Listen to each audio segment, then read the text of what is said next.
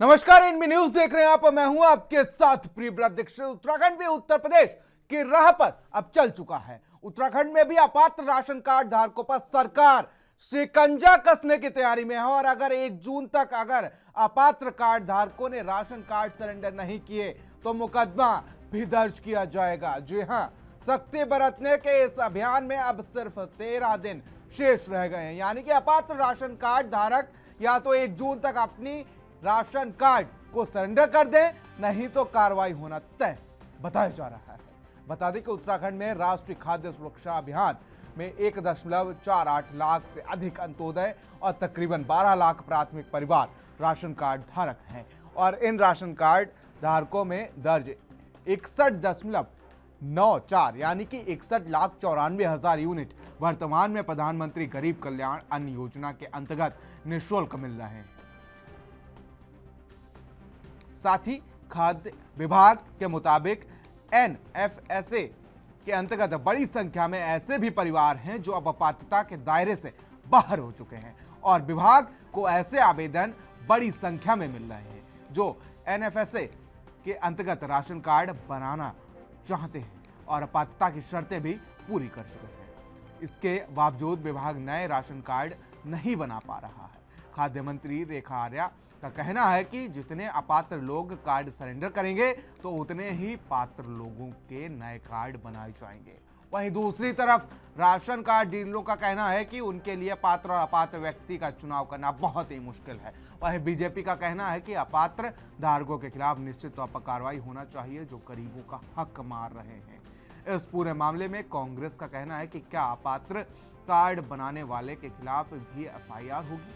कांग्रेस का कहना यह भी है कि सरकार को गलत कार्ड बनाने वाले अधिकारी को सजा देनी चाहिए।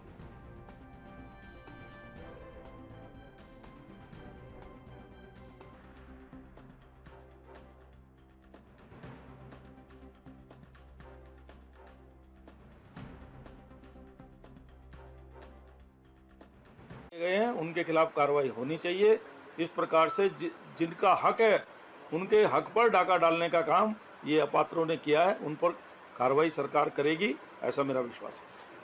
खाद्य विभाग की हमने पूरी जनपदों में जो हमारे DSOs है, हमारे फूड कमिश्नर है, हमारा सेक्रेटरी है, उन सबको वर्चुअली लेते हुए एक बैठक करी है और एक हमारा जो गंभीर अभियान है अपात्रों को ना और पात्रों को हाँ, उस अभियान की समीक्षा की गई है। सभी जनपदों के DSO से सुझाव भी लिए गए हैं। वर्तमान परिस्थिति में ये अभियान बहुत बेहतर चल रहा है और सभी जनपदों में जो अपात्र कार्ड धारक हैं वो अपने कार्ड को जमा भी कर रहे हैं और जो पात्र कार्ड धारक हैं उसके संदर्भ में एक डायरेक्शंस दिए हैं कि जिस ग्राम सभा का कार्ड कटेगा, अपात्र कार्ड कटेगा, उसी ग्राम सभा के पात्र व्यक्ति को प्राथमिकता में वो कार्ड अलॉट किया जाएगा। ये डायरेक्शंस विभाग को दिए हैं। साथ साथ में जो अपात्रों की सूची है उसको कंट्रोल की दुकान के आगे उसको प्रकाशित करना, 1967 जो हमारा टोल फ्री नंबर है उसको हाईलाइट करके उसको भी प्रकाशित करना और साथ साथ में जो हमारे पात्र और अपात्र के मानक है उसका भी उल्लेख करना। ये 3-4 चीज़ों का उल्लेख करते हुए कंट्रोल की दुकान के आगे, DSO कार्यालय के आगे उसको पब्लिश करना, इसके निर्देश दिए हैं ताकि अधिक से अधिक लोग इस अभियान से जुड़ सके, ताकि अधिक से अधिक जो हमारे गरीब परिवार हैं उनको न्याय मिल सके और ताकि अधिक से अधिक जो है अपात्र व्यक्तियों का कार्ड करते हुए जो है पात्र व्यक्तियों तक सुनिश्चित हो सके। तो इस अभियान को जो है हमें जब तक एक पात्र व्यक्ति बचा है तब तक इस अभियान को हमने चलाना है। तो अच्छी मुहिम है। इस मुहिम के तहत में सभी जनपदों ने अच्छी जानकारियाँ दी है। इसमें माननीय मंत्री जी खाद्य नागरिक आपूर्ति श्रीमती रेखा आर्या जी द्वारा ये निर्देश दिए गए हैं कि जो राष्ट्रीय खाद्य सुरक्षा योजना के अंतर्गत पात्र लोगों को शामिल किया जाना है, जिसके तहत एक अभियान चलाया गया है जिसको कि एक स्लोगन दिया गया है, अपात्र को ना, पात्र को हाँ। जिसके क्रम में ऐसे लोग जो कि राष्ट्रीय खाद्य सुरक्षा योजना के अंतर्गत सम्मिलित नहीं हैं, ऐसे लोगों की छटनी करके और जो पात्र व्यक्ति हैं उनको इस योजना में शामिल किया जाना है। इसमें 31 मई का टाइम दिया गया है। राष्ट्रीय खाद्य सुरक्षा योजना था जिनकी की इनकम 15,000 से कम है मासिक और जिनकी झुग्गी झोपड़ी हो, जो बेरोजगार हो, उन्हीं लोगों को जो है इस योजना में शामिल किया गया था। और यदि आज की डेट में किसी की परिवार में कोई नौकरी लग गई है या उस श्रेणी में नहीं आते हैं तो ऐसे लोगों का कार्ड जो है सरेंडर किया जाना है।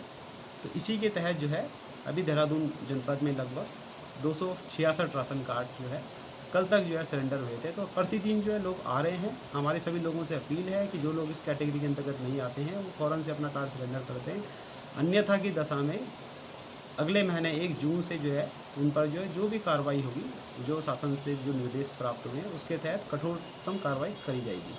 हमारे यहाँ जो APL के उपभोक्ता हैं उनको हम 5 किलो गेहूँ और 2.5 किलो चावल पर कार्ड के हिसाब से दे रहे हैं, जिसका 5 किलो गेहूँ का मूल्य 43 रुपये है और 2.5 किलो चावल का मूल्य 27 रुपये 50 पैसे है। उसके बाद जो सफ़ेद कार्ड बने हुए हैं NFSA के, उनको हम 3 किलो चावल 3 रुपये किलो के हिसाब से और 2 किलो गेहूँ 2 रुपये किलो के हिसाब से पर यूनिट पर वितरण कर रहे हैं। और उसके बाद जो है प्रधानमंत्री की जो योजना है उसमें हम 3 किलो गेहूँ और 2 किलो चावल पर यूनिट के हिसाब से निःशुल्क वितरण कर रहे हैं, जिसका हम कोई पैसा उपभोक्ता से नहीं ले रहे हैं। सर, ऐसी भी तमाम खबरें आ रही हैं, ऐसी तमाम शिकायतें आ रही हैं कि कई ऐसे कार्ड धारक हैं जिन्होंने पात्रता के खिलाफ जाकर के जो है अपने कार्ड बनवाए हैं। देखिए सर, इसमें तो दुकानदार क्या बोलेगा, क्योंकि ये सब जो है ये हमारे विभाग द्वारा ही कार्ड बनाए गए हैं। पात्र और अपात्र के बारे में हम कैसे चिन्हित कर सकते हैं उसको, जिला आपूर्ति है बात नहीं। तो ये तो उपभोक्ता स्वयं ही उसको अपने आप को ही चिन्हित करेगा कि मैं अब अपात्र हूँ, पहले मैं पात्र था। सबसे बड़ा हम तो ये कहते हैं कि सरकार ये गूंगी बहरी हो गई है। राशन कार्ड बनाने वाले जिस अधिकारी ने, जिसने जनप्रतिनिधि ने उसको वेरीफाई किया, जिस अधिकारी कर्मचारी ने उस राशन कार्ड को बनाया, क्या उसकी FIR करेंगे? जिम्मेदार कौन है? वो गरीब व्यक्ति जो आज हालत की बुरी हालतों से गुजर रहा है, उस पर तो FIR करेंगे। लेकिन जिन लोगों ने उसमें गलत तरीके से उस राशन कार्ड को बनाया, उसके विरुद्ध कब कार्रवाई होगी? क्या सरकार उसके विरुद्ध FIR करेगी, उसको सजा देगी? तब तो हम उचित समझेंगे कि सरकार का निर्णय ठीक है। एक गरीब का हक छीनना और गरीब पर ही मार करना, ये सरकार की सोच और नियत। देखिए, भारतीय जनता पार्टी की जो सरकार है लोगों को डराने धमकाने का काम कर रही है। पिछले 5 सालों में भारतीय जनता पार्टी की सरकार रही है और जब ये कार्ड बनाए गए तब क्यों नियमों का पालन नहीं किया गया? क्या ये नियम तब थे या नहीं थे? और पिछले 5 सालों में आपने कभी भी इस ओर ध्यान नहीं दिया और आज यकायक आप लोगों को कह रहे हैं कि जो पात्र नहीं हैं, अपात्र श्रेणी में हैं, उनके खिलाफ मुकदमे दर्ज किए जाएंगे, उनसे वसूली की जाएगी। तो पिछले 5 सालों में आप क्यों सोए रहे? इसके लिए कौन जिम्मेदार है? तो अब वर्तमान में ठीक है, आप नीति बनाइए, कानून बनाइए और कानून के बाद घोषणा कीजिए कि आज के बाद अगर कोई व्यक्ति इस श्रेणी में नहीं आता है, अपात्र है और वो अगर राशन लेता है तो उसके खिलाफ कार्रवाई की जाएगी। तो ये तो बात समझ में आ सकती है। पर आप कहें कि मुकदमे दर्ज किए जाएंगे, वसूली की जाएगी, तो पिछले 5 सालों में आप भी तो बराबर के जिम्मेदार हैं। तो आपने कोई कार्रवाई नहीं की। तो इसलिए आप जो है कानून बनाइए और जो अपात्र हैं, ठीक है, अपात्रों को नहीं मिलना चाहिए, गरीब का राशन गरीब को मिलना चाहिए। जो पात्र व्यक्ति है उसकी योजनाओं को कोई दूसरा न ले, इसके लिए आप कानून। तो ये तो तमाम चीज़ें थी जो लीपापोती करते हुए बीजेपी वाले नजर आ रहे थे और कांग्रेस सवाल उठा रहे थे। लेकिन अब एनबी के भी सवाल इसमें कुछ बनते हैं, क्योंकि आज जो चर्चा होनी है उस पर एनबी भी कुछ सवाल पूछेगा। सबसे पहले वो सवाल, तो सबसे पहला सवाल यह है कि कार्ड जब अलॉट किए जा रहे थे तब पात्र और अपात्रों की पहचान आखिर क्यों नहीं की गई? है बड़ा सवाल है आज का। साथ ही राशन कार्ड बनाते वक्त ये तमाम जो नियम कानून अब हैं वो कहां गए थे? अब कार्रवाई का मतलब क्या है? साथ ही पहले राशन कार्डों का वेरिफिकेशन आखिर क्यों नहीं किया गया? ये भी आज का एक बड़ा सवाल है। क्या कार्ड बनाने के नियम पहले ही सख्ती से लागू नहीं किए जाने चाहिए? क्या अपात्रों से वसूली करना, उन पर मुकदमा करना ही एकमात्र उपाय अब सरकार के पास बचा है? क्या अपात्र कार्ड बनाने वाले अधिकारियों के खिलाफ भी FIR होगी कि आखिर उन्होंने ऐसा क्यों किया? सरकार को गलत कार्ड बनाने वाले अधिकारी को सजा देनी चाहिए। कार्ड धारकों पर कार्रवाई करके उनसे रिकवरी की जाएगी क्या? यह भी एक बड़ा सवाल है आज एनबी का। तो वहीं जो राशन डीलर ने भ्रष्टाचार किया है उन पर भी क्या कार्रवाई होगी? राशन कार्ड की घटतौली पर सरकार क्या कर रही है? यह भी एक बड़ा सवाल है एनबी न्यूज का। साथ ही राशन ब्लैक करने वालों पर सरकार की नजर आखिर क्यों नहीं जाती?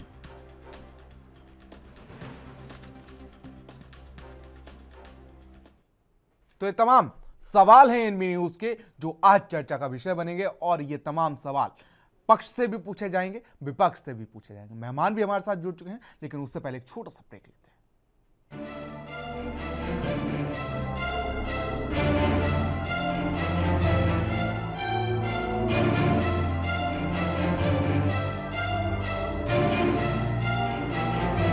तो ब्रेक के बाद आप सभी का स्वागत है और सबसे पहले मेहमानों का परिचय करा देते हैं और उसके बाद फिर चर्चा की शुरुआत करते हैं। चलिए, प्रतिमा सिंह हमारे साथ प्रदेश प्रवक्ता हैं, कांग्रेस की बेबाक अंदाज के लिए जानी जाती हैं। सत्यवीर चौहान प्रदेश प्रवक्ता हैं बीजेपी से अपना पक्ष रखेंगे। दिनेश शक्ति त्रिखा जी वरिष्ठ पत्रकार के तौर पर हमारे साथ इस खास चर्चा में मौजूद है। दिनेश शक्ति त्रिखा जी, सबसे पहले चर्चा की शुरुआत मैं आपसे करना चाहूँगा क्योंकि आपने उत्तराखंड को काफ़ी करीब से देखा है, काफ़ी लंबा आपका अनुभव रहा है उत्तराखंड को लेकर और उत्तराखंड की समस्याओं को लेकर, और जिस तरीके से आप बेबाक अंदाज से उत्तराखंड में पत्रकारिता करते हुए नजर आते हैं। दिनेश शक्ति त्रिखा जी, आवाज़ पहुँच रही है आप तक? सर, सबसे पहला सवाल मेरा आपसे यही है कि आखिर जिस तरीके से आज जब एनबी न्यूज़ के सवाल जब स्क्रीन पर चल रहा है तो सबसे पहला सवाल मैं आपसे यही करना चाहूँगी कि उत्तराखंड में जिस तरीके से 2014 और 2021 के बीच जब केंद्र सरकार ने एक सर्वे कराया गया था तो उत्तराखंड में ही सबसे ज़्यादा फर्जी राशन कार्ड या अपात्रों को राशन कार्ड, सीधे तौर पर मैं कहूँगा अपात्रों को राशन कार्ड सबसे ज़्यादा उत्तराखंड में मिले, उसके बाद त्रिपुरा आया।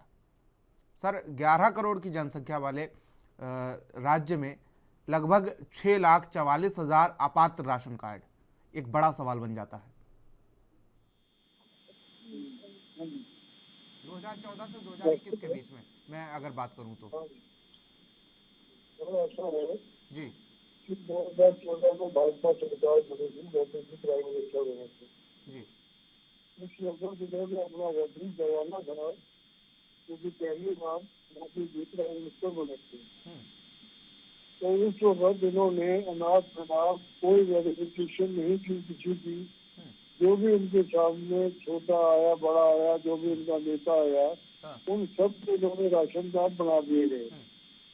उस राशन कार्ड के वक्त किसी का वेरिफिकेशन नहीं हुआ और किसी के फार्म के अंदर किसी के सिग्नेचर नहीं थे, किसी भी उच्च अधिकारी की उसके अंदर कोई परमिशन या उसको अधिकार नहीं दिए गए थे जिनको कार्ड बना दिया जाए। उसके बाद विभाग जिला पूर्ति विभाग समझ लीजिए या समिति समझ लीजिए, गवर्नमेंट की, इन्होंने अनाज शनाज राशन कार्ड बना दिए और लोगों को भरमित करके फ्री राशन कार्ड का लाभ को दिया। आज अगर ये इस काम को आपत्ति उठाते हैं तो इसकी जिम्मेदारी सरकार खुद है। जो विभाग के कर्मचारी हैं सबसे पहले तो उनसे ये सवाल पूछा जाए कि जब कार्ड धारकों को व्हाइट कार्ड दिए गए थे और आपका ये ब्लू पिंक राशन कार्ड दिए गए थे, उस वक्त क्या आपका मापदंड था? उस मापदंडों को उन्होंने साथ में रखकर सारे राशन कार्ड बनाए और हमने कई बार आपत्तियां भी जाहिर की और कई बार हम दफ्तर में भी गए और उसके बावजूद भी इनकी कार्रवाई कुछ नहीं हुई और अपना बनाते चले गए। आज उस बात को भी हटा रहे हैं। ये बात अब साबित करना चाहते हैं भाजपा सरकार कि गरीबी हमने नहीं बढ़ाई और गरीबी हम ही खत्म करेंगे। गरीबी क्या खत्म करेंगे? ये गरीब जनता को खत्म करेंगे। तमाम चर्चा के विषय जो हैं, आपके भी सवाल, आपके जो सवाल हैं, अभी आपने चर्चा की शुरुआत जिस तरीके से की, आपके सवालों को भी मैं वरीयता से रखूंगा। प्रतिमा सिंह जी, सबसे पहले मैं बीजेपी के पास जाऊं उससे पहले मैं आप जिस तरीके से आरोप लगा रही हैं आज बीजेपी पर, मैं आपके आरोपों पर एक प्रतिक्रिया चाहूंगा आपकी। देखिए, आरोप लगाने की बात नहीं है, प्रत्यक्ष को प्रमाण की आवश्यकता नहीं होती। और अभी आपने जो डेटा दिए हैं और जो मेरे पास उपलब्ध है वो दर्शा रहा है कि 61.94 लाख लोग जो हैं उत्तराखंड के सिर्फ, उन्हें ये दावा कर रहे हैं कि इन्होंने फ्री राशन देने का कार्य किया। अब वो फ्री राशन अगर आपने दिया है तो वो फ्री राशन किस बेसिस पे दिया है, उसका आधार क्या था? क्या घर घर जाकर तो फ्री राशन बांटा नहीं आपने? फ्री राशन तो आपका राशन जो शॉप थी, जहाँ पीडीएस जो शॉप होती है पब्लिक डिस्ट्रीब्यूशन की, वहां से ही बढ़ता है। तो इतने लोगों, इतने लाख लोगों को आपने जब राशन बांटा, उस वक्त आपने ये पात्रता और अपात्रता क्यों नहीं सोची? या तो ये जो आंकड़ा है इसमें बहुत बड़ी धांधली है और आप फ्री राशन के नाम पर जनता को छलने का कार्य कर रहे हैं। क्योंकि जिस प्रदेश की जनसंख्या 1,11,00,000 से कुछ ज्यादा हो, उस प्रदेश में आप 62 लाख लोगों को फ्री राशन दे रहे हैं। इसका मतलब है कि आपने तो गरीबी, जो मुझे लगता है आपने गरीबी हटाने की बात करी थी, आप तो गरीबों को हटा रहे हैं और आपने गरीबी बढ़ाई है, इसीलिए आपको फ्री राशन देने की आवश्यकता पड़ रही है। मतलब क्या इस प्रदेश में सिर्फ 55-60 लाख लोग ऐसे हैं जो कि अपनी आजीविका के दम पे अपना पेट पाल सकते हैं? क्योंकि उससे ज्यादा लोगों को तो आप जो है फ्री में राशन देने का कार्य कर रहे हैं। प्रतिमा सिंह जी लौटेंगे, क्योंकि चर्चा में एक बार सभी को ले लेते हैं। सत्यवीर जी। सर, सबसे पहले आपका मैं तहे दिल से धन्यवाद करूंगा कि आपने इतना बड़ा मुद्दा है उस पर पक्ष रखने के लिए आप तैयार हो गए। चलिए सत्यवीर जी, जिस तरीके से अभी प्रतिमा सिंह भी आरोप लगा रही थी कि आखिर भाई जब कार्ड बनाए जा रहे थे तो आखिर इन तमाम चीज़ों पर क्यों नहीं नज़र डाली गई, और अभी तक जो अपात्र लोगों ने जो राशन लिया है आखिर उसकी भरपाई कैसे की जाएगी, तमाम सवाल बनते हैं सत्यवीर जी, इनसे नकारा नहीं जा सकता।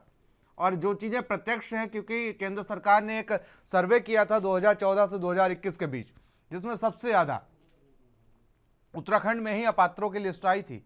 6,44,337 6,46,337 अपात्र राशन कार्ड। ये बड़ा एक सवाल है। इसके बाद त्रिपुरा आता है, छोटा सा प्रदेश, उत्तराखंड से आधा भी नहीं होगा। मैं सबसे पहले तो आपके दर्शकों का अभिनंदन करता हूं जो बड़ी बेसब्री से आपकी इस डिबेट का इंतजार करते हैं कि हमें उत्तराखंड से अब जो इस डिबेट में है क्या नया सुनने को मिलेगा जो उनके हित में होगा। अब जो आपका आज चर्चा का मुद्दा है कि अपात्र राशन कार्ड और जो कि सरकार ने एक महत्वपूर्ण कदम उठाया है, तो मैं इससे पहले आपको 1-2 मिनट लेना चाहूंगा। मैं कहना चाहूंगा भारत के अंदर या हिंदुस्तान के अंदर कोई भी ऐसा कानून नहीं बनता जो उस कानून के द्वारा भ्रष्टाचार हो या किसी अत्याचारी को अत्याचार करने का मौका दिया जाए। हमारी सरकार जब से चाहे राज्यों में स्थापित हुई हो, चाहे उत्तराखंड राज्य में हो, चाहे केंद्र में हो, हमने गरीबों, चाहे प्रधानमंत्री जी का आप 2014 में पार्लियामेंट में पहला भाषण सुन लीजिए, उन्होंने कहा था कि मेरी सरकार गरीबों, आदिवासियों, वंचित, दलितों और जो इन सब चीजों से मुख्य धारा से हटे हुए हैं उन लोगों के लिए समर्पित सरकार है।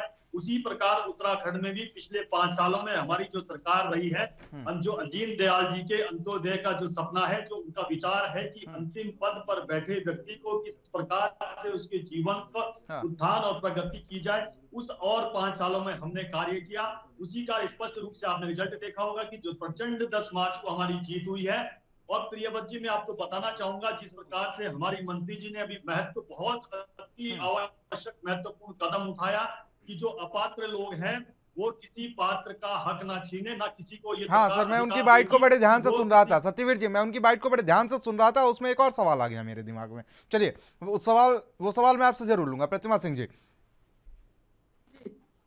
देखिए मुझे लग रहा है कि शायद हम यहाँ पे नरेंद्र मोदी जी की अगर भाषणों की बात कर लें तो नरेंद्र मोदी जी ने जब से सत्ता संभाली है, मन की बात के अलावा उन्होंने किया क्या है? जनता की बात से और जनता के हितों से उन्हें कोई सरोकार नहीं है। थोड़ा सा राशन पे फोकस करिएगा। प्रधानमंत्री बिल्कुल नहीं कर रही हूँ, मैं उसी पे आ रही हूँ। आप 10 सेकंड सब्र रखिए थोड़ा। आपने उनका भाषण सुना, मेरी जरा काम की बात सुनिए। अगर नरेंद्र मोदी जी को जनता के हितों से इतना ही सरोकार होता तो जिस तरीके से वो हर दिन एक झूठे जुमलों के साथ जनता को भ्रमित करने का कार्य करते हैं, ना करते होते। अंतिम पद पर बैठे व्यक्ति को आप लाभ पहुंचाने की बात कर रहे हैं। और आज अगर मैं उत्तराखंड की बात करूं तो उत्तराखंड में वो कोरोना वॉरियर्स जिनके नाम पर इन्होंने ताली भी बजवा दी, वो पिछले 2 महीनों से संघर्षरत है, धरना प्रदर्शन कर रहे हैं, उनके ऊपर इनकी पुलिस लाठी चार्ज करती है, और जो है नकली केसेस भी लगाने का कार्य करती। ये हुई एक बात। दूसरी बात, आप समझिए, यहाँ पे समझने की बात ये है कि 5 साल से आप सत्ता में बैठे हैं, आपको ये सुध लेनी चाहिए कि जिनके जो अपात्र लोग हैं, जिनके राशन कार्ड बने हैं, उनके राशन कार्ड कैसे बन गए, और वो अपात्र लोगों को आपने अगर फ्री राशन बांटा है तो, मैं तो फ्री राशन वितरण पर भी एक सवालिया निशान लगा रही हूँ। अगर आपने फ्री राशन बांटा है तो वो फ्री राशन आपने किस आधार पे बांटा है? क्या आपने, यानी कि आपने अपात्र लोगों को भी फ्री राशन देने का कार्य किया है? इसका सीधा साधा मतलब ये है कि आपने लोगों को फ्री राशन दे करके वोट खरीदने का कार्य किया है। क्योंकि आप जिस तरीके की बातें कर रहे हैं, देखिए बड़ी बड़ी बातें टेलीविजन पे बैठ के करने से या मुझे लगता है भाषणों में करने से धरातल पे जो स्थिति है वो बदलती नहीं। आज धरातल की स्थिति ये है, आप कह रहे हैं 15,000 से ऊपर की जिनकी आय है उनको वो अपात्र है। आज बेरोजगारी दर देख लीजिए, आज महंगाई देख लीजिए, 24 सालों की सबसे ज्यादा महंगाई जो दर है वो आज पूरे देश और प्रदेश में है। आज इतनी महंगाई है कि अगर कोई व्यक्ति 15,000 या 16,000 रुपए महीना कमा रहा है, अपने बच्चे की फीस देने के बाद और राशन लेने के बाद और घर के अदर खर्चों के बाद, आपको लगता है उसके पास इतना पैसा बचेगा कि वो कुछ भी सेविंग कर सकता है? तो आप क्राइटेरिया ही नहीं डिसाइड कर पा रहे हैं। आपने कहा गरीबों को हटाएंगे, 8 सालों में 12 करोड़ लोग गरीबी रेखा के नीचे की श्रेणी में शामिल हुए हैं।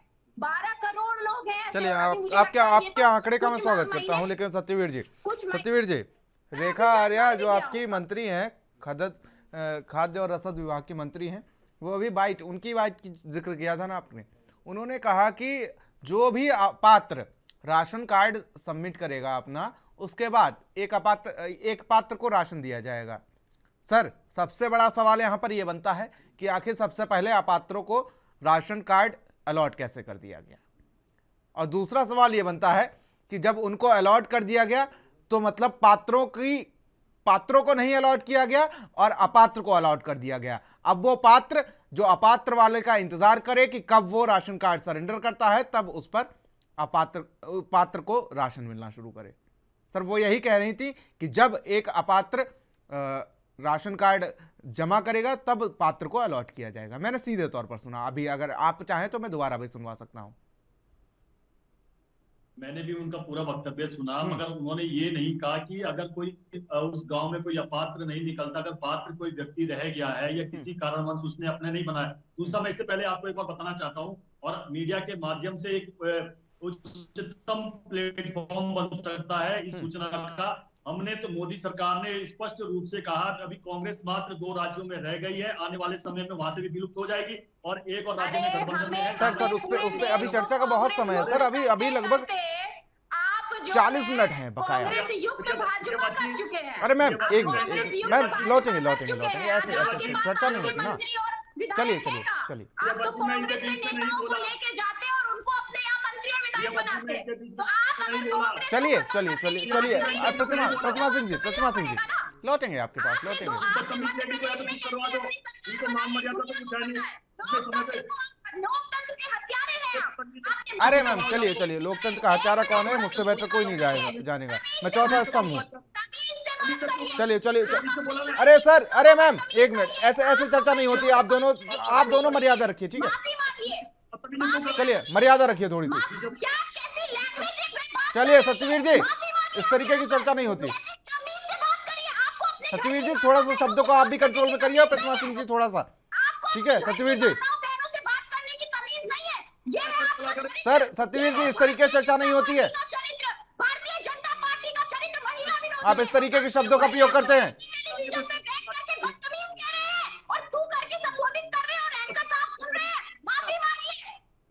सत्यवीर जी, ऐसे चर्चा नहीं होती है ना। सत्यवीर जी, इस तरीके से शब्दों का प्रयोग नहीं किया जाता है। सत्यवीर जी, माफी मुझे संबोधित कर रहे हैं, माफी मांगिए। आप नेशनल टेलीविजन पे मुझे बदतमीज कह रहे हैं, माफी मांगिए। ये है भारतीय जनता पार्टी का असली चरित्र, ये है भारतीय जनता पार्टी का असली चरित्र।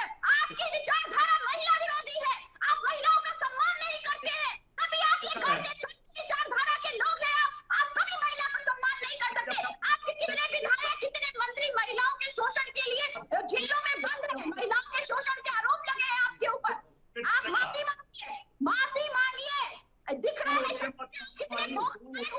चलिए चलिए चलिए चलिए मैम थोड़ा सा एक मिनट सत्यवीर जी, चलिए। उत्तराखंड का महासंग्राम लगातार जारी रहेगा, यहाँ रुकेंगे छोटे से ब्रेक के लिए।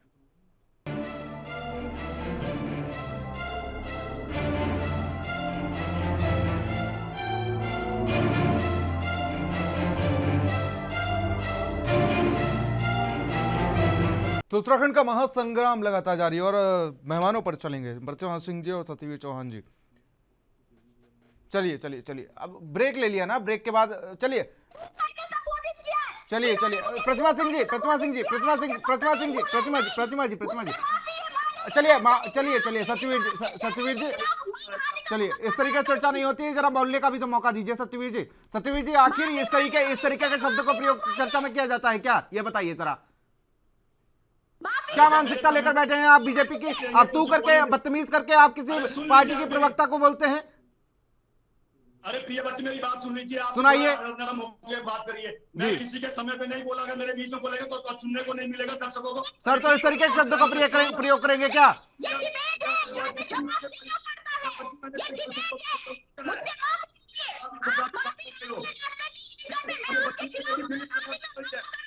सर इस तरीके के प्रयोग नहीं किया जाता, और प्रियव्रत दीक्षित के पैनल में तो बिल्कुल भी इस तरीके के शब्दों का प्रयोग नहीं किया जाएगा, और वो भी किसी पार्टी के प्रवक्ता के खिलाफ। अभी वो कुछ आपसे कह देंगे, आपको इस तरीके आपके ऊपर क्या बीतेगी ये बताइए जरा। ये सब देखने के लिए मैं बैठा हूं ना, आप लोगों को खुद में डिसाइड कर लीजिए कि कैसे क्या शब्दों का प्रयोग किया जाएगा। ऑडियो कंट्रोल करने का आपके पास, ऑडियो कंट्रोल करने का मतलब ये नहीं है कि आप कुछ भी बोलेंगे। डिबेट को सही चलाते हैं सर, इस तरीके की चर्चा नहीं होती है। मैंने कुछ नहीं बोला, मैंने क्यों नहीं बोला कि बदतमीज लेडी को चुप करा दीजिए। बदतमीज सर इस तरीके क्या साबित क्या करना चाहते हैं आप? यहाँ पर बदतमीजी वाली कौन सी बात हो गई सर? मेरा समय मुझे बोलने की दोगे, वो बीच में कुछ बोल सर तो बदतमीज हो गए। तो बदतमीजी नहीं तो क्या है ये सब बताइए आप। सर बदतमीज हो गए। आपके प्रवक्ता यहाँ पर लगातार, अगर कांग्रेस वाला कुछ सवाल उठाता है तो आपके प्रवक्ता यहाँ पर बोलते हैं, बीच में बोलते हैं। देखो मेरा सर तो वो बदतमीज हो गए। फिर उसके बाद ये तू वाली लैंग्वेज क्या है सर? सर ये तू वाली लैंग्वेज कौन सी हो गई? मेरी बात सुन लीजिए प्रियवत जी, मेरी बात सुन लीजिए। अभी डिबेट मैं कर रहा हूँ, मेरे से बात करिए। कौन क्या करके गया वो मत करिए कि किसने क्या बोला किसने नहीं क्या बोला। जरा डिबेट का मैं भी थोड़ा, सर डिबेट की चर्चा, डिबेट का विषय ये था, आप कहां से कहां ले गए ये बताइए जरा। अब जरा इस शब्दों को लगाम पे लगाइए, ठीक है सत्यवीर जी। सबसे पहली बात, चर्चा पे मुद्दों की बात होगी, ठीक है। मुद्दों की बात अगर कांग्रेस का कोई उठाता है तो मैं उसकी बात करूंगा, आप मुद्दों की बात उठाते हैं तो मैं उस पर बात करूंगा, लेकिन इस तरीके की चर्चा बिल्कुल नहीं। सत्यवीर जी थोड़ा सा इस तरीके की मैं फिर आपसे निवेदन करूंगा, निवेदन कह रहा हूं, मेरे समय पे कोई ना बोले, अपने समय पे जिसको बोलना है बोले। सर अगर सर ये डिबेट प्रियव्रत दीक्षित की डिबेट है, यहाँ पर प्रियव्रत दीक्षित चाहेंगे कि कौन कब बोलेगा, ठीक है। तो आपको इनवाइट किया गया है, मैं हार्दिक अभिनंदन करता हूं, आपका स्वागत करता हूं अपनी चर्चा में, लेकिन थोड़ा सा शब्दों को मर्यादा में रखिए, ठीक है। मैंने किसी भी, अभी दोबारा बता रहा हूं, मैंने चलिए किसी भी ऐसे शब्द का प्रयोग नहीं करा है। चर्चा पर बात करते हैं, जो मुद्दा है उस पर बात करते हैं, ठीक है सत्यवीर जी। और ये मैं डिसाइड कर लूंगा कौन कब बोलेगा, ना आप डिसाइड करेंगे, ना प्रतिमा सिंह डिसाइड करेंगे, ना त्रिकाजी डिसाइड करेंगे, ठीक है। और जनता सब देख रही है कि कौन कितना सही है कितना गलत है। चलिए। हाँ तो ये मीडिया तय नहीं करेगी, वो जनता जनार्दन तय करेगी। सर मीडिया तो बिल्कुल तय नहीं करेगी, वो जनता तय करती है। और प्रियव्रत जी आपको स्पष्ट कर देना चाहता हूँ, लोकतंत्र में जनता से बड़ी अदालत कोई नहीं होती है। बिल्कुल कोई नहीं होती, मैं भी मानता हूँ। सरकार 5 साल की जो सरकार चलाई है उसमें मोहर लगाई है उसने, लेकिन फिर सवाल उठाने वाले काम आखिर क्यों कर देते हैं? फिर सवाल क्यों उठते हैं सर? देखो लोकतंत्र में सवाल उठाने का स्थान है और जनता को ये अधिकार दिया गया है। लोकतंत्र के अंदर लौटेंगे सत्यवीर जी, लौटेंगे। चलिए और किस दिशा में चलनी चाहिए वो आगाह करती है। चलिए दिनेश जी, या जो आपके बारे में अच्छी भाषा है वो आप सुनेंगे, जो आपके खिलाफ जाएगी वो नहीं सुनेंगे। वरिष्ठ पत्रकार जी, आपसे निवेदन करूंगा कि मैं आपके बीच में नहीं बोला, और जब जिसका समय होता है वो तब बोले। मैं ये नहीं कह रहा हूं कि आप हमारे लिए क्या बोल रहे हैं। सत्यवीर जी लौटेंगे आपके पास, लौटेंगे दिनेश जी। कौन सी फर्जी पत्रकारिता आपने देख ली पार्टी है चौहान साहब? मैं इस टॉपिक पे नहीं जाता, अपनी लैंग्वेज को कंट्रोल कीजिए, समझे। जो आपके फायदे की बात होती है वो आपको अच्छी लगती है, जो आपकी संसद के खिलाफ होती है तो आपको बुरी लगती है। आपने क्या फर्जीपन देख लिया मेरे पास, जो आपने कहा फर्जी पत्रकार, बताइए आप चौहान साहब, बोलिए, मैं आपसे पूछ रहा हूँ। आपने कहा समझे चौहान साहब, कितने बड़े आप फर्जी है, कितने बड़े फर्जी है ये मैं भी जानता हूँ, समझ गए आप। किसी पे इल्जाम लगाने से पहले अपनी तरफ देखिए, उसके बाद बोलिए। मैं किसी महिला के बारे में, किसके बारे में नहीं बोल रहा, आपने मेरे बारे में जो बोला मैं उसके बारे में बोल रहा हूँ। अपनी लैंग्वेज को कंट्रोल रखिए। ये नहीं है कि आप रूलिंग सरकार के प्रवक्ता बन गए तो खुदा बन गए, समझ गए। याद रखिए अपने आप को भी। चलिए सतवीर जी आएंगे आपके पास। सर एक कमेंट में आपका चाहूंगा इस पर, जिस तरीके से मैं मात्र 5 सेकंड लेना चाहूंगा। ठीक है, इस प्रकार की जो बातें होती है, मैंने पत्रकार महोदय के बारे में एक बार भी ये नहीं बोला कि आप स्पष्ट कर दीजिए कि फर्जी पत्रकार है। इस प्रकार से डिबेट का स्वरूप सही नहीं होता है। मैंने, अगर आप बता दीजिए अपने मुंह से कि एक बार ही बोला हो फर्जी पत्रकार है, किस प्रकार की ये भाषा यूज कर रहे हैं। मैंने एक बार ही बोला तो बता दीजिए प्रियवत जी। चलिए आपने बोला है चौहान साहब, आप झूठ बोल रहे हैं, पब्लिक ने सुना है, मैंने सुना है। अरे आपके उसी से लग रहा है कि पत्रकार इस तरह की भाषा बोलते ही नहीं है। पत्रकार निष्पक्ष होता है, ठीक है, उसके लिए ना विपक्ष होता है ना पक्ष होता है, उसके लिए केवल निष्पक्ष होता है। ये मुझको मत बताइए। हमने आपके ऊपर कोई दोष नहीं लगाया, हमने आपके ऊपर कोई दोष नहीं लगाया, एक जनता की बात यही है। अरे जनता की बात सुन लीजिए, आप मेरी बात सुन लीजिए। आप, अगर आपको चाहिए ही ना तथ्य चाहिए तो मैं देता हूँ आपको। इस देश में जब जो विश्व में पहली महामारी कोविड जैसी महामारी आई तो 80 करोड़ लोगों को हमने 80 करोड़ लोगों का पेट भरने का कार्य हमने किया। तब हमने ना किसी को देखा, ना किसी की जात देखी, ना किसी का धर्म देखा, ना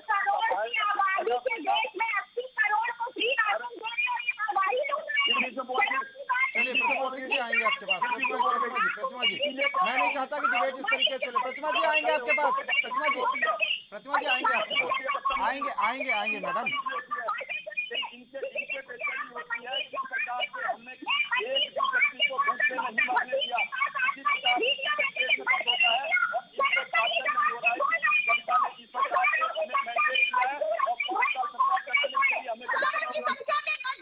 सड़कों पर दम तोड़ गए, लाखों लोगों ने अपने प्राण न्यौछावर कर दिए और आप कह रहे हैं आपने मरने नहीं दिया। आप एक अनपढ़, इलिटरेट प्रवक्ता हैं, मुझे ऐसा लगता है। अपने डिबेट में मत बुलाया करिए। चलिए प्रतिमा जी आएंगे ना। डॉक्टर हसीन को आपका ये वीडियो भेजूंगी और उनसे पूछूंगी कि क्या है इनकी पात्रता जो इनको आप डिबेट में भेजते हैं ऐसे बदतमीज लोगों को। क्यों भेजते हैं डिबेट में डॉक्टर भसीन को और मनवीर चौहान को? आपका मैं ये वीडियो भेजूंगी। चलिए मैम थोड़ा सा आप भी अपने शब्दों को कंट्रोल करिए। मैंने सतवीर जी से भी कहा है, ठीक है। प्रतिमा जी थोड़ा सा जनता के मुद्दों पर बात कर लें। मैम थोड़ा सा जनता के मुद्दों पर बात कर लेना। आप दोनों लोग तो अपने ही मुद्दे नहीं खत्म कर पा रहे हैं। मैडम जनता के मुद्दे पे बात कर ले, आप भी विपक्ष में हैं, 19 विधायक आपके भी हैं। मैम थोड़ा सा सत्यवीर जी चलिए अब थोड़ा सा राशन पे बात कर ले, जिसके लिए 2 वक्त की रोटी। अरे मैम थोड़ा सा 1 मिनट, ये आज चर्चा का विषय नहीं है, ठीक है। चर्चा का विषय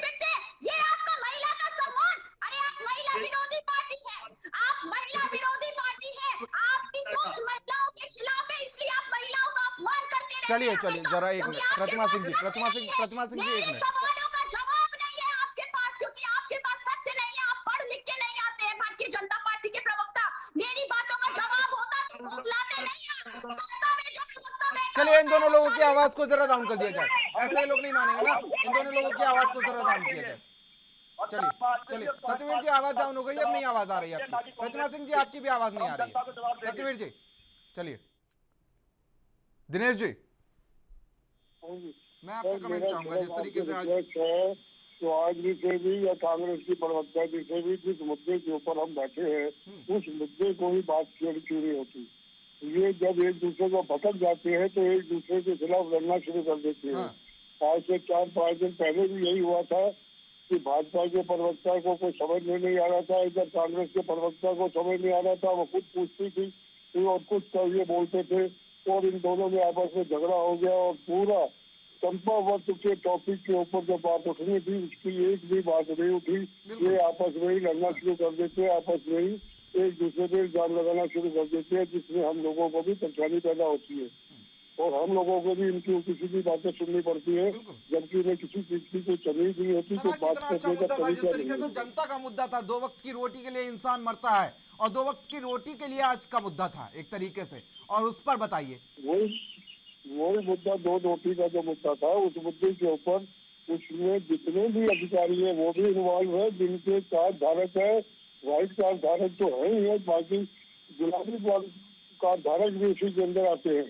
इन लोगों के पास ऐसे लोगों के पास कार्ड है जो इस कार्ड के अधिकारी ही नहीं है, जिनको इसको कार्ड मिलना ही चाहिए। उसके बावजूद जितने दुकानदार हैं, ये दुकानदार सारा माल मार्केट के अंदर ब्लैक बेचते हैं और इस बात के ऊपर कई बार मुद्दे उठाए गए, लेकिन ना भाजपा सरकार इसके ऊपर रही। तो 14 से लेकर अभी तक भाजपा सरकार ही है। आज ऐन वक्त के ऊपर ये क्यों मुद्दे उठे, सिर्फ इसलिए मुद्दे उठे कि इनको एक अलग टॉपिक चाहिए, जिस टॉपिक के ऊपर ये बहस करना नहीं चाहते, उस टॉपिक के ऊपर आप एक दूसरे से झगड़ा करना चाहते हैं और इल्जाम लगाना चाहते हैं। असली चीज तो यही है कि जितने भी ये 14 से लेकर 22 तक के जो कार्ड 21 तक के कार्ड तैनात हुए हैं, इसमें से 80% फर्जी कार्ड है। जो गरीब लोग हैं उनके पास कार्ड ही नहीं पहुँचते। कार्ड इनके प्रधानों के पास, सरपंचों के पास कार्ड होते हैं, वो अपने आदमियों को दुकान तक ले जाते हैं, उनसे सामान खरीदवाते हैं। क्योंकि कई राशन वाले मेरे दोस्त हैं, कई राशन की दुकानें वालों को मैं पर्सनली जानता हूँ। इस चीज को ये नहीं देखते, इस बात को नहीं सोचते, अपना फायदा उठाते हैं। तो ऐसे जैसे पता नहीं, मैं आपके स्वागत के लिए गेट पे खड़ी हूँ, आइए। हेलो जी जी चलिए जी सत्यवीर जी जी माफ कीजिएगा दिनेश जी। आप ही कहोगे कि बातें उठाने का क्या फायदा। दिनेश जी आपकी आवाज नहीं आ रही है। हेलो जी जी दिनेश जी मैं वही कह रहा ना सर, मुद्दे की बात उठाइए। जो आपने गरीबों की रोटी छीनी है, गरीबों को गरीब बनाने की कोशिश की है, उस बात को उठाइए जिससे कि जनता का फायदा हो, पार्टी को भी कुछ पता लगे कि हमारे नेता जो है, हमारे जो कार्यकर्ता है, वो क्या क्या कुछ खिला रहे हैं। इस चीज को ना सोचते हुए उल्टा आपस में ही बहस करनी शुरू कर देते हैं कि हमने 80 करोड़ आदमियों को खाना खिलाया, तो किसका खिलाया, किसने किसके घर से खाना खिलाया। सारा जनता का पैसा है, सरकारी पैसा है, और उसके अंदर किसी ने किसी को कोई एहसान नहीं किया। गरीब आदमी की अगर आपने मदद की है तो उसको डंके की चोट भी कीजिए किया है, उसके लिए प्रोपोगंडा मत कीजिए, आपस में लड़िए। चलिए दिनेश जी बिल्कुल। आज़ादी के लगभग 75 सालों बाद भी देश उस हालत में है, और उसके लिए मैं सिर्फ बीजेपी को जिम्मेदार नहीं मानता हूं। आज़ादी के 75 सालों बाद भी देश के ऊपर जब कोरोना जैसी स्थिति आई तो देश में लोगों को 80 करोड़ जनता को, जिस तरीके से बीजेपी दावा कर रही है हमने 80 करोड़ लोगों को खाना दिया, राशन दिया, तो देश में 80 करोड़ जनता को उस राशन के जरिए जिंदा रहना पड़ा। ये कितनी शर्म वाली बात है कि आज 80 करोड़ जनता तब जीवित रह पाई जब उन्हें कोरोना काल जैसी स्थिति में राशन देना पड़ा और तब जीवित रख पाया गया। तो यह कहीं ना कहीं शर्म वाली जरूर बात है। आप उन्हें राशन फ्री में देने वाले लायक बना पाए, आप उनको उस लायक नहीं बना पाए ताकि कि वो आपका राशन खरीद सकें। उनके लिए रसगुल्ले मत फेंकिए, उनको रसगुल्ले खरीदने लायक बनाइए, क्योंकि फिर हालात वैसे ही हो जाएंगे ना श्रीलंका जैसे, जब फ्री जैसी बात करेंगे। क्योंकि एक तरफ से भाई आप जनता को फ्री में बांटेंगे, दूसरी तरफ से महंगाई इतनी हो जाएगी, चाहे कान इधर से पकड़ लीजिए चाहे घुमा के उधर से पकड़ लीजिए, बात तो वही है। एक तरफ से तो उनकी जेबें भर देंगे कि हम फ्री में आपको राशन दे रहे हैं, भाई लूट लेंगे, और दूसरी तरफ से महंगाई हो जाएगी, सिलेंडर पे दाम इतने बढ़ जाएंगे। आज भी बढ़े हैं, पेट्रोल डीजल पे दाम बढ़े हैं, तब तक नहीं बढ़े जब तक इलेक्शन था 5 राज्यों में, तब तक नहीं बढ़े। आज देश उस हालत में है कि जब कोरोना काल जैसा समय आया तो देश अपने 80 करोड़ नागरिकों को, जिस तरीके से बात कर रही है बीजेपी, 80 करोड़ नागरिकों को तब जीवित रख पाई जब 5 किलो राशन उन्हें प्रति यूनिट के हिसाब से देना पड़ा। सत्यवीर जी, इस पर मैं जवाब लूंगा आपसे, लेकिन उससे पहले एक छोटा सा ब्रेक।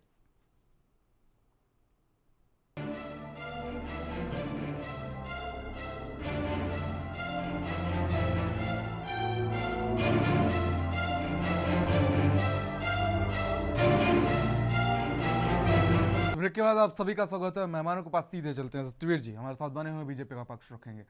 सत्यवीर जी सर, ब्रेक पर जाने से पहले मैंने एक सवाल किया था आपसे।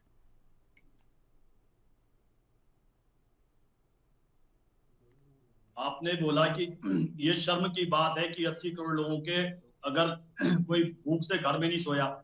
जब वैश्विक महामारी आती है, पिछले 100 सालों में भी इस प्रकार की वैश्विक महामारी नहीं आई है।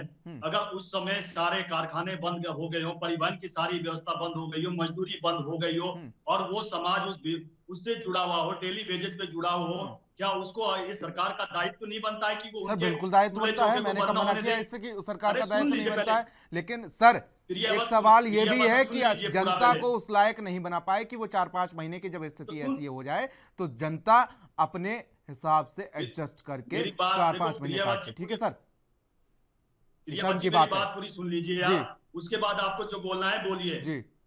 ये हमारी सरकार 2014 में आई, उसके बाद जितने भी गरीब कल्याण के उत्थान के लिए कार्य किए जा सकते थे, हमने प्रत्येक क्षण वो कार्य किया जिससे कि उनको मजबूती प्रदान की जाए। हमने अगर जिस प्रकार से मनरेगा में घोटाले होते थे, वहां पर दिक्कतें थी, हमने उस स्कीम को बंद नहीं किया। उस स्कीम को किस प्रकार से सशक्त किया जा सकता है, उस स्कीम को क्या हमने उज्ज्वला योजना से जोड़ा, हम और इंद्रधनुष मिशन इंद्रधनुष से जुड़ा, वैक्सीनेशन का कार्यक्रम हमने हर किसी को देने का कार्यक्रम किया। हमने अनेक तमाम ऐसे कार्यक्रम किए जो और दूसरा आप गरीबों की बात करते हो, इस देश की नारी को अगर सम्मान देने का कार्य किया है तो हमने किया है। इस देश को शर्म की बात है कि 15 अगस्त को अगर कोई प्रधानमंत्री लाल किले की प्राचीर से खड़े होकर बोले कि प्रत्येक घर में शौचालय होना चाहिए और भारत को स्वतंत्र होकर 70 साल होने जा रहे हो, तब इस प्रकार प्रधानमंत्री को बोलना पड़े। आज भारत में प्रत्येक घर में शौचालय, वो कार्य हमने किया। आज प्रत्येक गरीब को और नारी सशक्तिकरण, उसको सम्मान से जीने का अधिकार दिया है, हमने दिया। और दूसरा आपने बात करी है कि अन्न पहुंचाने का कार्य प्रत्येक सरकार का कर्तव्य बनता है कि अगर इस प्रकार की अगर विश्व के अंदर दिक्कतें आ रही है और भारत की उससे अछूता नहीं रह जाता है तो उनके भरण पोषण की किस प्रकार से व्यवस्था की जाए। पात्रों को पहुंचाइए ना, 6 लाख पात्रों को पहुंचा दिया गया है 2014 से और 2021 के बीच में। मैंने आपको स्पष्ट रूप से पहले ही कहा था, अगर आपको ये सुन लिया होता ढंग से तो आप ये प्रश्न नहीं करते। मैंने कहा कोई भी कानून जब भारत के अंदर या हिंदुस्तान के अंदर बनता है, भ्रष्टाचार करने या अत्याचारी सरकार बनाने के लिए नहीं किया जाता है, वो एक उत्तम कार्य करने के लिए बनाया जाता है। अगर किसी कारणवश किसी अधिकारी या किसी बाबू ने ये किया है तो वो उस पर कार्रवाई होना निश्चित है। सर ये किसी से छिपा नहीं है कि राशन कार्ड राशन डीलर कितना घोटाला करते हैं, ये किसी से छिपा नहीं है। ठीक है सर। दूसरा मैं आपको सर मेरी बात सुनिए। अब इसी घोटाले को कम करने की मैंने आपको कहा था कि 1 नेशन 1 राशन कार्ड हमने कहा है। आज जो व्यक्ति उत्तराखंड का अगर पश्चिम बंगाल में रहता है, उसका राशन की भ्रष्टाचारी इसी प्रकार से रुक सकती है कि कोई उसका यहाँ पर राशन ना ले, वो बंगाल में भी जाके अपना राशन ले सकता है और उस व्यवस्था का वो फायदा उठा सकता है। मैं अपने विरोधी दल से और सर फिर ये 6 लाख राशन कार्ड कहाँ से आ गया पात्र सर? इतना सब आपकी सरकार कर रही है, इतना भ्रष्टाचार पर बिल्कुल मुसिक्का लगा दिया है, उसके बावजूद भी सर ये 6,46,000 ये जो राशन कार्ड है सर, ये कहां से आ गए सर? और अब 200-300 लोग ये सरेंडर कर रहे हैं तो इस हिसाब से तो कम से कम 2-4 बार बीजेपी की सरकार बन जाएगी, तब भी आप सरेंडर नहीं करवा पाएंगे। यही प्रियवत जी यही समझो, किसी सरकार में इस प्रकार होता था कि अपने आप ही कोई जो जुर्म करता था वो सरेंडर हो जाए। आज ये स्थिति है कि ये सर 200 लोगों को अगर आप सरेंडर करवाएंगे प्रतिदिन, सर 200 लोगों को अगर सरेंडर करवाएंगे तो 2-4 बार बीजेपी की सरकार बन जाएगी और फिर भी रह जाएंगे थोड़े बहुत। ठीक है प्रतिमा सिंह जी, चलिए लौटेंगे प्रतिमा सिंह जी से भी ले लेते हैं। हमारा अर्थ का माध्यम नहीं है, ये स्पष्ट मैं आपको कर देना चाहता हूँ। चलिए प्रतिमा सिंह जी। देखिए पहली बात तो अब मैं क्या बोलूं, मैं इन्हें भारतीय जनता पार्टी का प्रवक्ता कंसीडर नहीं कर रही हूँ। वो अलग विषय है, वो अलग विषय है। नेता है जिसे आपने उठा के बिठा दिया। दूसरी बात, मैं इनकी बात का जवाब देती हूँ। इन्होंने कहा कोरोना काल में एक भी व्यक्ति की मृत्यु भूख से नहीं हुई, तो शायद ये वो मंजर भूल गए जब लोग मजदूर सड़क पे चल रहे थे और खाने पीने को उनके पास नहीं था और थकान की वजह से और भूख की वजह से कई लोगों ने अपने दम तोड़ने का कार्य किया। और वही WHO ने खुद बोला कि जितने आंकड़े भारत ने दिए उसके 40 गुना ज्यादा जो मृत्यु है वो भारत में हुई। इन्होंने कहा 4.7 लाख लोग मरे, उन्होंने कहा 40% 47 लाख लोग इस देश में कोरोना काल में मृत्यु को प्राप्त हुए। जिस तरीके तरीके से गंगा में बहती हुई लाशें लोगों ने देखी तो एक अंधा व्यक्ति भी कह देगा कि जो है मौतें हुई थी, लेकिन ये भारतीय जनता पार्टी के लोग हैं, इन्हें लोगों से मतलब नहीं है, इन्हें सिर्फ 40% झूठी मतलब वही झूठी लगभग बातें 15 करने से करोड़ के बड़ा मजा आसपास। आता। सुन लीजिए अब आप, जी। ठीक है, ये इन्हें से झूठ बोलने से मतलब है, इन्हें सच परोसने में मजा नहीं आता, क्योंकि झूठ बिकता है ये इन्हें अच्छे से पता है। दूसरी बात समझिए, ये कह रहे हैं कि हम लगाम लगाएंगे, डीलर्स कितनी जो है घपलेबाजी करते हैं, ये तो एक विषय है, पर सरकार डीलर्स को राशन कितना आवंटित करती है ये महत्वपूर्ण विषय है, क्योंकि सरकार के सरकारी महकमे में और मंत्रियों से लेकर अधिकारियों तक कितना राशन का की काला बाजारी होती है, ये हमसे और आपसे छुपा नहीं है। और भ्रष्टाचार की बातें भारतीय जनता पार्टी के लोग कर रहे हैं। NH-74 पे इन्होंने कहा था सीबीआई की जांच कराएंगे, कहाँ है सीबीआई की जांच? अरे मैम वो मुद्दा दूसरा है, राशन कार्डों पे जरा बात कर लेते हैं आज। नहीं, सहकारिता विभाग में घोटाले हो रहे हैं। दूसरे दिन कर लेंगे ना किसी और पर चर्चा। आज किस तरीके से हुआ लेकिन इन्हें याद नहीं आई। तो भ्रष्टाचार की बात भारतीय जनता पार्टी के लोगों के मुंह से शोभा नहीं देता, क्योंकि 2017 में इन्होंने कहा था लोकायुक्त लेके आएंगे, और आज 2022 के दृष्टि पत्र में लोकायुक्त था ही नहीं इनके पास। तो इसका मतलब है ये चाहते नहीं है कि इस प्रदेश में लोकायुक्त आए, जिससे कि जो है लोग भ्रष्टाचार से दूर हो पाए, क्योंकि हाईकोर्ट ने भी इन्हें कई बार लताड़ने का कार्य किया। तो मुझे लगता है कि देखिए, सत्ता हासिल करने में और प्रदेश और देश को चलाने में बहुत बड़ा फर्क है। भारतीय जनता पार्टी ने ना इस देश की आजादी में जी तो एकजुट कैसे रखा जाता है, तो ये भारतीय जनता पार्टी का असली चेहरा है। कैसे बताएंगे कि आप भारतीय राशन कार्ड धारक कौन है, और उन अधिकारियों के खिलाफ क्या कार्रवाई करेंगे, उन जनप्रतिनिधियों के खिलाफ क्या कार्रवाई करेंगे, उन मंत्रियों के खिलाफ क्या कार्रवाई करेंगे जिन्होंने अपने खुद के फोन इनका राशन कार्ड बना दीजिए, क्योंकि ऐसा होता रहता और आप कैसे करेंगे। चलिए एक कमेंट लेता हूँ सत्यवीर चौहान जी से, क्योंकि समय का भी अभाव है थोड़ा सा, फिर चलेंगे दिनेश शक्ति त्रिखा जी के पास। चलिए प्रतिमा सिंह जी, दिनेश जी माफ कीजिएगा, सत्यवीर जी सबसे पहले आप अपनी बात रखिए, फिर दिनेश जी के पास चलेंगे। अभी ये कह रही थी कि बीजेपी का पर्व ये है वो है, बीजेपी का इतनी बेचैनी बढ़ चुकी है, क्योंकि आप देखिए यहाँ यूपी का अगर चुनाव देखोगे वहाँ पर इनकी जमानतें जब्त हो गई, त्रिपुरा में जाओगे वहाँ, मणिपुर में जाओगे वहाँ इनकी जमानतें जब्त हो गई, गोवा में जाओगे वहाँ हो गई, पंजाब में हो गई, आज भी आप बोलने लगे, इसको बदतमीजी बोलूंगा तो क्या बोलूंगा मैं सर फिर से चलिए प्रतिमा सिंह जी थोड़ा सा मैं आपको नहीं बोलने दूंगी, क्योंकि आप झूठ बोल रहे हैं। गोवा में आपने लोकतंत्र की हत्या करके अपनी सरकार बनाई, अरुणाचल प्रदेश में आपने लोकतंत्र की हत्या करके सरकार बनाई, मध्य प्रदेश में आपने लोकतंत्र की हत्या करके सरकार बनाई, और उत्तराखंड में 2016 में भी आपने लोकतंत्र की हत्या करने का कार्य किया। तो आप देखिए सरकारों की मैम थोड़ा सा कमेंट ले लेते हैं ना, कमेंट ले लेते हैं, जवाब ले लेते हैं, जवाब ले लेते हैं। जरा आपने तमाम आरोप लगा दिए, सत्यवीर जी से जवाब भी तो ले लें इस पे। मैम थोड़ा सा जवाब भी तो ले लें। चलिए जवाब ले लेते हैं ना, जवाब ले लें। आपके जो तमाम आरोप है उनके जवाब इन्हीं के पास है ना, इनके पास है ना तमाम जवाब। चलिए सत्यवीर जी जवाब देंगे, सत्यवीर जी जवाब देंगे इस पे, सत्यवीर जी जवाब। चलिए प्रतिमा जी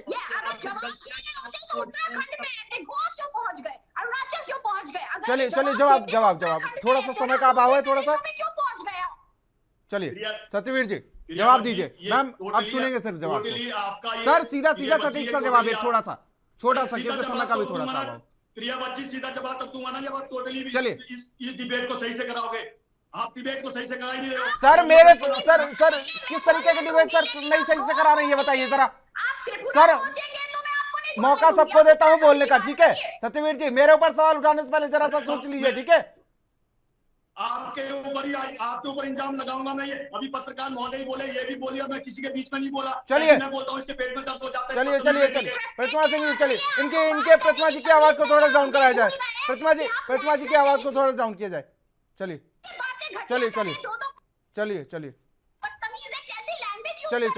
आपको किसने चैनल पे बिठा दिया भाई? आप अपने घर में बैठे नहीं हैं, आप नेशनल टेलीविजन पे बैठे हैं। चलिए आप बिल्कुल आप क्या मोदी के खानदान के हैं क्या जो इतनी बदतमीजी से बात कर रहे हैं? कैसे बैठाते हैं भैया? इसको जाहिल लोगों को और ऐसे जाहिल चलिए लोगों को चलिए चलिए, फिलहाल मुझे माफी के साथ आप तीनों मेहमानों को रोकना पड़ रहा है। फिलहाल आपका चर्चा में जुड़ने के बहुत बहुत शुक्रिया। चलिए, जिस तरीके से आज चर्चा हुई, इसमें कोई भी जनता के मुद्दों को उठाने का काम करता हुआ नहीं दिख रहा था। कांग्रेस विपक्ष में बैठी है, लेकिन कांग्रेस को सिर्फ अपनी दिख रही है। सरकार बनाने के लिए कांग्रेस भी लगातार बीजेपी पर कटाक्ष करती हुई नजर आ रही। भाई विपक्ष में है, थोड़ा सा जनता के बारे में सोच लीजिए। जनता के मुद्दों को उठाती हुई नहीं नजर आ रही कांग्रेस, लेकिन उसके जब आरोपों पर आरोप लगा रही बीजेपी, तो कहीं ना कहीं यह भी साबित हो जाता है कि जनता के मुद्दों पर कोई बात नहीं करना चाहता। और जब लोकतंत्र का चौथा स्तंभ मीडिया जब सवाल पूछता है पक्ष से विपक्ष से, तो आरोप मीडिया पर लगते हैं। इससे कहीं ना कहीं लोकतंत्र की हत्या होती जरूर नजर आ रही है आज को। चलिए, आज की इस खास चर्चा में मेरे साथ फिलहाल इतना ही। देश और दुनिया की अहम खबरों के लिए बने रहिए एनबी न्यूज के साथ। नमस्कार।